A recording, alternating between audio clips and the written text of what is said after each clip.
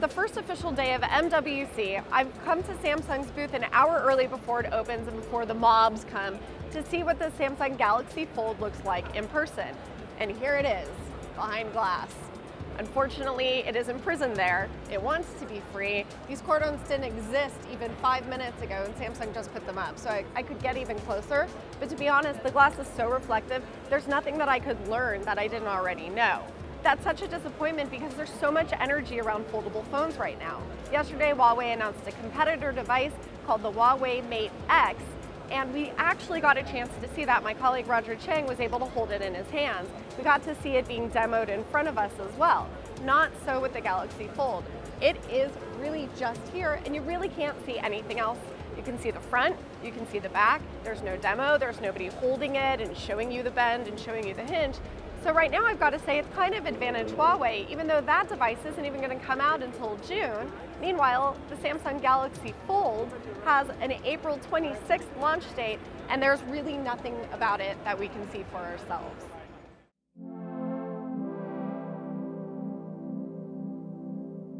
Okay, so it's no Galaxy Fold, but I am still pretty excited about the phone that I'm holding in my hand. It's the Galaxy S10 5G, and in my earlier demo, I was only allowed to look at it and it didn't turn on. So now I'm holding it, the screen is on, and this is a real live working demo, so that's nice.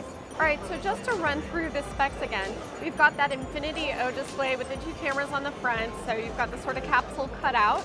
Then there are the 4 cameras on the back. You've got your 12 megapixel regular wide angle lens, your 16 megapixel ultra wide angle lens, 12 megapixel telephoto lens, and then that 3D depth camera.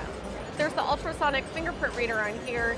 You've got 256 gigabytes of onboard storage, no micro SD card slot though. And 3 color choices, silver, Titan, and gold. There are 2 important things that I want to point out about this phone. It's not the color or how slim it is, although both of those are very nice things.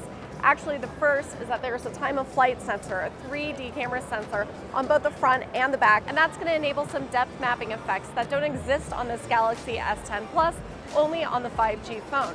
So one example is going to be live focus video. That's basically taking a portrait mode video with that bokeh effect, not just for photos anymore. So now for the camera features, we're going to take a look at Instagram mode, which is now baked into the Galaxy S10 experience. You snap your picture, and you're able to scroll through all of the filters, one for one, exactly like Instagram, send it to people, create a story, pretty simple stuff. But what I'm really excited about is live focus video. This is basically the ability to take a portrait mode video of someone or something.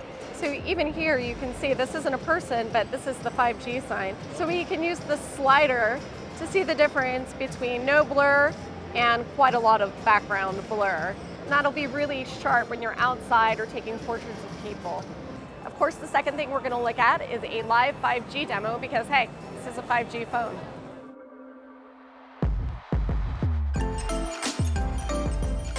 Here we are with the Galaxy S10 5G running a live demo of 5G on this phone here. I can't really move the unit, and there's not really much to see. It's streaming a baseball game. There is a base station unit in a different hall over there that they're not going to let us see, but this is real antenna equipment down here, and we are assured that this is live. There are several live 5G demos around the booths here at MWC. This is one of them. At first glance, it doesn't look like there's much difference between what we're seeing on this phone and what we're seeing on a CAN demo on a 4G phone, but when you pull down the notification tray and you take a look at the network, you will see that it says 5G.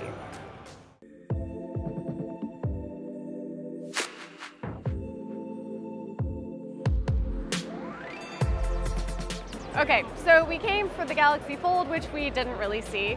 We stayed for the Galaxy S10 5G, which we did see. Got a really cool 5G demo. Got a chance to try out Instagram mode, which was seamless and great. Also got a chance to try out live focus video for the front and rear cameras. And although I think there's potential to make those videos really pop, I think that Samsung still has a little bit more work to do to make that really seamless. We got a lot of blur when we were testing it out. Somebody said that it made it look like we were in a steam room. You know, when people are moving around, you know, you start losing parts of their face, parts of their bodies, and it becomes a lot harder, I think, for the camera to determine what the central image is versus the background, especially when you've got multiple people and objects coming into it. So a lot of really exciting stuff here. Stick with us. Much more MWC coverage.